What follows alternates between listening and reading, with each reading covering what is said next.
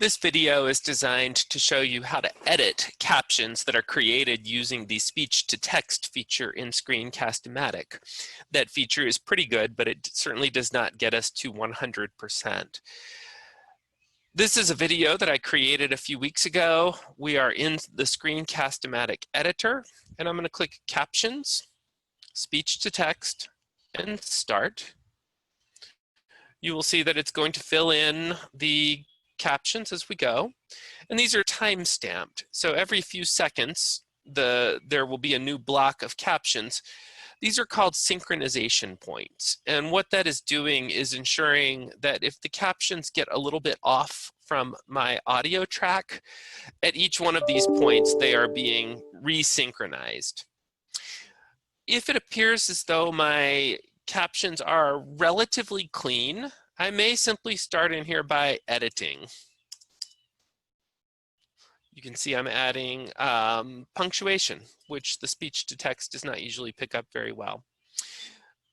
If I see something that I'm just not quite sure what is being said, I can't tell from the captions, I can click on the individual timestamp.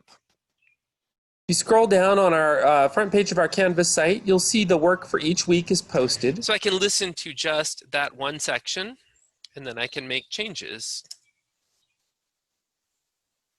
I can change the capitalization there. I can add in synchronization points. So if I'm watching this and it appears... The instructions for the assignment are right here, and then this is a little bit misleading in Canvas. The Submit Assignment button is actually at the top of the screen. This one actually did reasonably well, but if I noticed that it was getting a little bit off, I could move my cursor in the timeline here to... the top of the screen. I need to be paused. You will click that. I can move this to a particular point. I can click Add a Synchronization Point, and then I can hit Enter.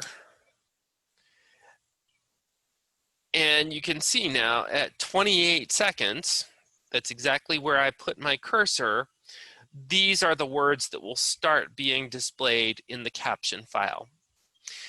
Once I have gone through and adjusted, corrected, added punctuation, etc., I can once again export my captions text, or I can simply save it by clicking OK.